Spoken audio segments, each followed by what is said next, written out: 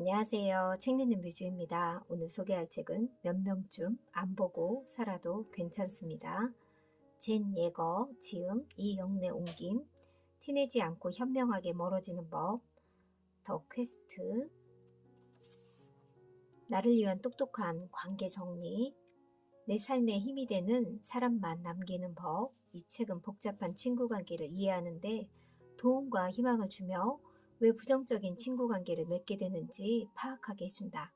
동시에 긍정적인 친구 관계를 찾고 키워나가 삶 전체의 방향을 바꾸는 방법을 조언한다.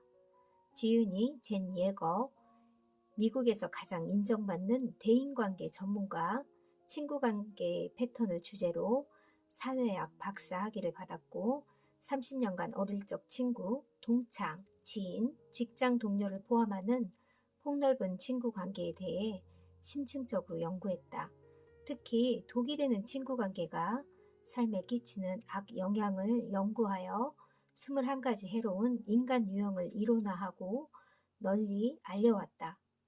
오프라, 인프리쇼, 투데이쇼 등의 TV 프로그램을 비롯하여 수많은 신문, 잡지, 라디오, 온라인 매체를 통해 사람들의 관계에 고민을 해결하고 있다.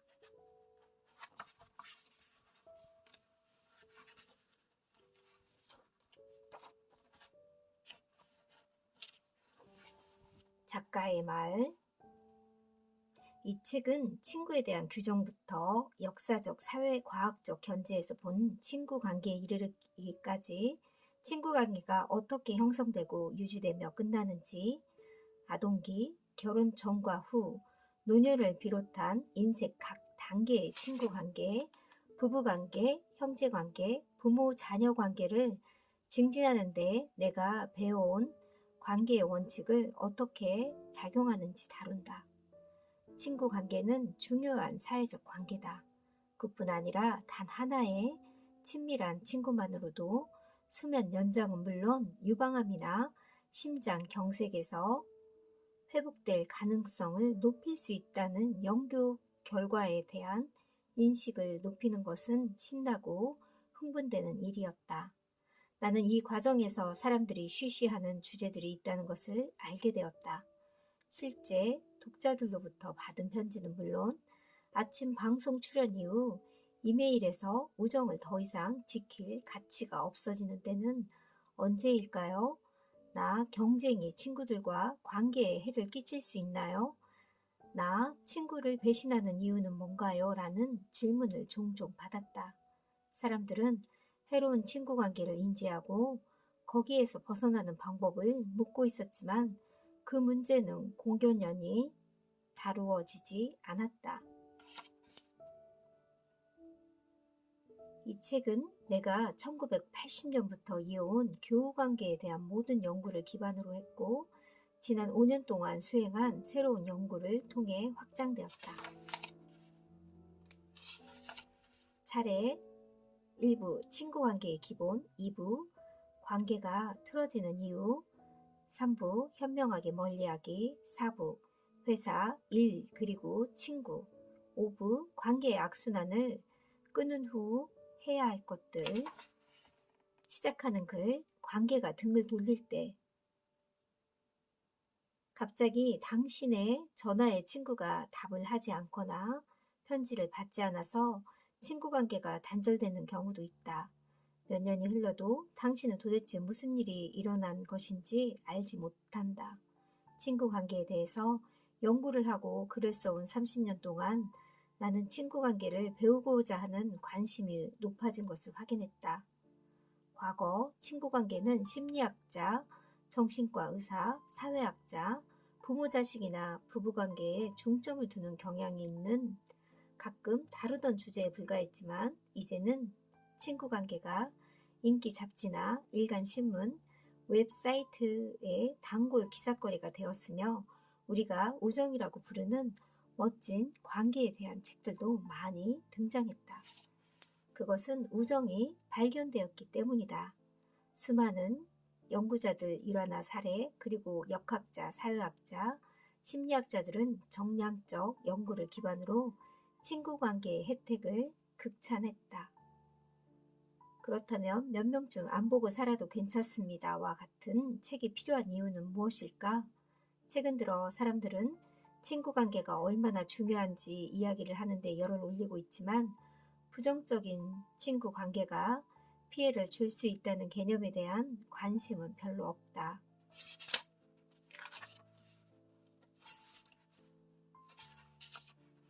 이 책의 목적은 파괴적이거나 해로운 친구 관계를 알아차리고 대처할 도구를 주는 것이다.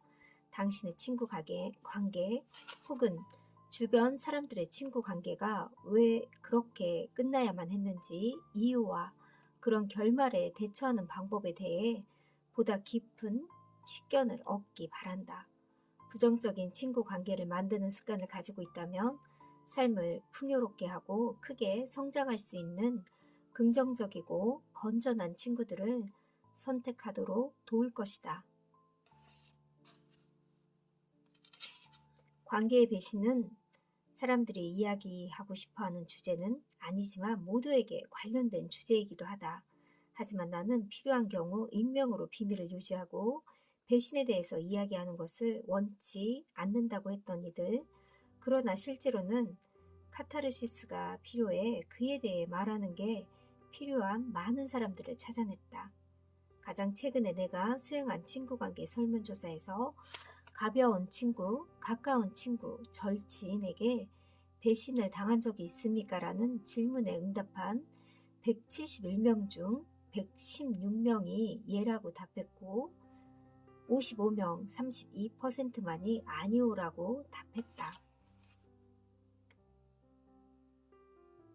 나의 경험을 바탕으로 건전한 친구 관계에 기쁨을 얻는데 도움을 주고 싶다.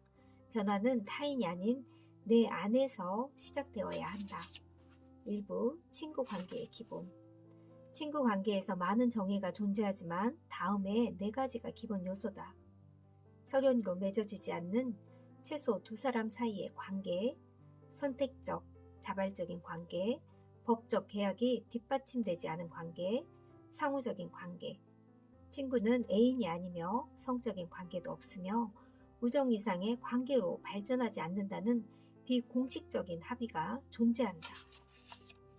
가벼운 친구 관계가 건전하고 긍정적인 것이 되기 위해서는 가까운 친구나 절친만큼 친밀하지 않더라도 신뢰감과 서로에 대한 진실한 호감을 공유해야 한다.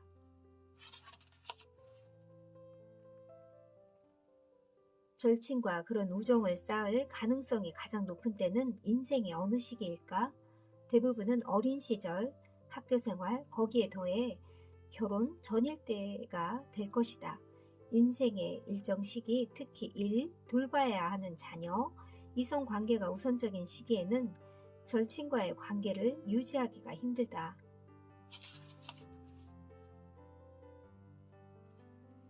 신뢰. 대부분의 사람들이 친구 관계에 신뢰가 있어야 한다는 데는 동의한다. 하지만 마음을 열고 비밀스러운 정보를 공유하려면 쌍방향의 교류가 필요하다.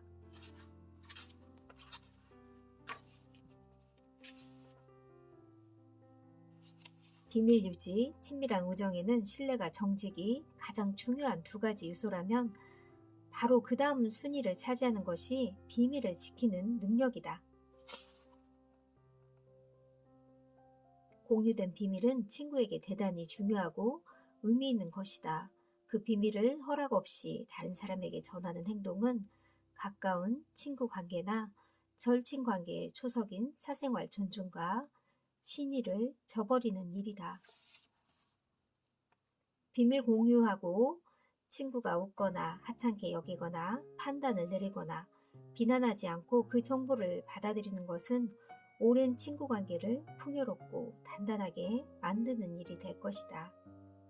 비밀을 공유하고 그 비밀을 지키는 것은 친구 관계를 굳건하게 만든다.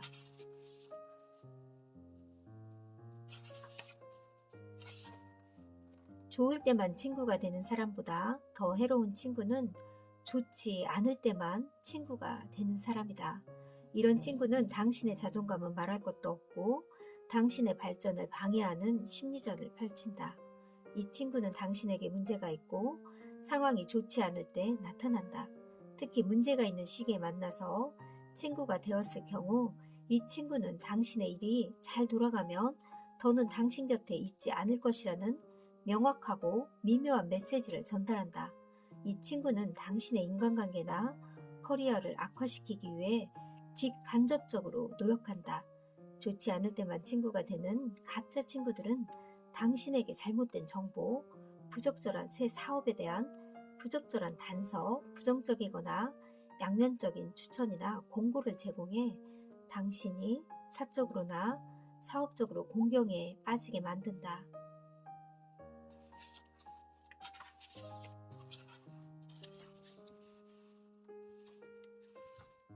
인터넷 친구 관계에 대한 조언. 어떻게 하면 온라인 친구 관계에 잠재된 위험에서 자신을 방어할 수 있을까? 여기 6가지 방법을 제안한다. 1. 당신이 편안하게 느끼는 속도로 친구 관계가 발전하도록 하라. 2. 온라인에서 공유된 정보는 보호가 불가능하다는 점을 기억하라. 진정한 비밀은 없다. 여러 사람이 있는 곳에 공유되었다면 특히 그렇다. 3. 대면 친구 관계에 소홀해지거나 이메일 친구 관계의 즉각성에 심하게 빠지지 않도록 주의를 기울여라. 4. 직접적인 만남에 동의가 이루어지는 시점에서 개인적인 사항을 공개하기 마련이다. 이럴 때라면 전형적으로 스스로를 보호하는 데 필요하다고 이야기되는 모든 사전 예방 조치를 취하라. 5. 이메일에는 어떤 사람 혹은 그 사람의 사업을 중상하거나 비방하거나 부정적으로 비난하는 어떤 내용도 적지 말라. 6. 일반적으로 신문에서 편안하게 읽을 수 없는 이야기라면 이메일에 적지 말라. 신뢰, 공감, 정지, 비밀유지, 경쟁심, 용인, 적절한 한계에 존재하는 7가지 사안을 중심으로 하는 다음 21개의 친구관계의 유형과 관계를 맺게 되면 부정적이거나 파괴적인 친구 관계가 되기 쉽다. 1. 약속을 지키지 않는 사람. 2. 다가지려는 사람. 3. 배신자. 4. 위험한 사람. 5. 자아도취가 심한 사람. 6. 속임수를 쓰는 사람. 7. 폭로자. 8. 경쟁자. 9. 군림하는 사람. 10. 라이벌. 11. 흠집 잡는 사람. 12. 축 처진 사람. 13. 거부하는 사람. 14. 학대자. 15. 외톨이. 16. 착취자. 17. 치료자. 18. 침입자. 19. 모방자. 20. 통제자. 21. 보호자. 친구와 동등한 입장이라기보다는 친구의 보호자, 부모, 보모가 된다.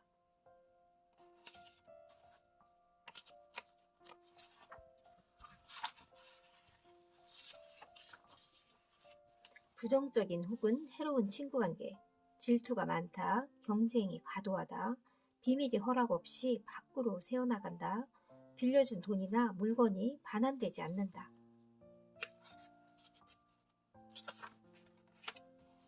친구끼리 왜 상처를 주고받을까? 그들의 속사정. 친구관계에서 배신이 일어날 가능성을 최소화시키는 확실한 방법은 친구에게 돈을 빌려주지 않는 것이다. 돈을 빌려가서 돌려주지 않을 경우에는 건전한 친구관계도 틀어진다. 돈을 빌려주지 말라는 말에는 귀중한 물건이나 가치가 높은 물건, 특히 자동차, 컴퓨터, 대체하기 어려운 아끼는 책, CD, 비디오 등 고가의 물건을 빌려주지 않는 것도 포함된다.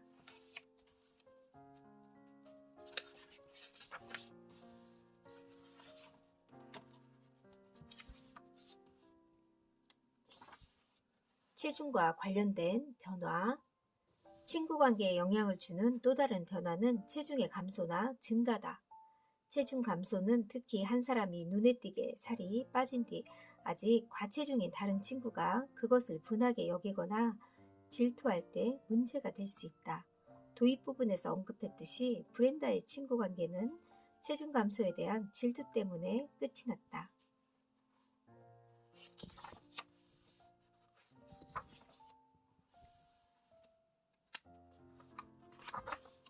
낮은 자존감이 부정적이거나 파괴적인 친구 관계에 어떤 영향을 줄까?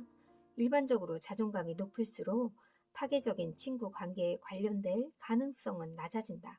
자존감이 높을 경우 일시적인 문제에 되돌릴 수 없는 말이나 행동 등의 과잉 반응을 보이지 않고 긍정적인 친구 관계 내에서 생길 수 있는 파괴적이거나 해로운 시기가 끝나길 기다린다.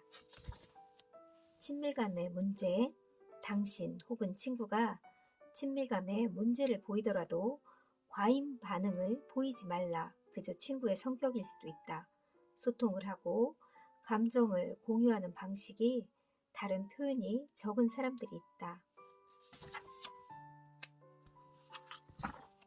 비판을 참지 못한다. 비판을 받아들이지 못하는 것은 과민함과 관계가 있다. 비판을 참지 못하는 성격은 절친으로부터 배신과 적대감을 보게 만든다. 전혀 부정적이지 않는 상황을 부정적으로 인식하는 이유를 설명할 수 있는 까다로우면서도 중요한 개념이다. 우리는 정직, 진실, 개방성, 비밀 유지를 이상적인 친구 관계의 덕목으로 꼽는다. 친구, 특히 가까운 친구 혹은 절친에게 무슨 이야기를 할 수 있어야 한다면 친구가 당신에게 대한 비판의 말을 했을 때 당신은 왜 화가 나는 걸까? 마찬가지로 왜 당신의 친구는 자신이 말하고 생각하는 것에 대해 당신이 솔직한 의견을 말했다는 것만으로도 마치 당신이 자신을 배신한 것처럼 반응하는 것일까? 방어적인 태도를 취하고 자신의 입장을 고수하고 자신이 옳다고 입증하려는 것은 인간의 본능이다. 하지만 방어적인 태도가 우정을 가로막고 아무런 의도도 없는 상황에서 배신이나 부정성을 만들 수도 있다. 나는 비판을 받아들이는 것을 힘들어하는 사람들이 다른 사람을 비판하는 것도 어려워한다는 걸 발견했다. 그렇다면 거기에서 시작해 보라. 친구들에게 그들이 정말 고마움을 느낄 긍정적인 피드백을 찾아보라. 친구 관계에 부정적인 영향을 주지 않으면서 친구들에게 피드백, 비판을 주는 연습을 하라. 친구들에게 자신의 의견을 표현하도록 친구들을 격려하라. 그들이 당신에게 비판적인 이야기를 하더라도 거기에 보다 잘 대처하는 실험과 연습을 할 수 있도록 말이다. 사전부터는 다음 2부 시간에 소개하겠습니다. 감사합니다.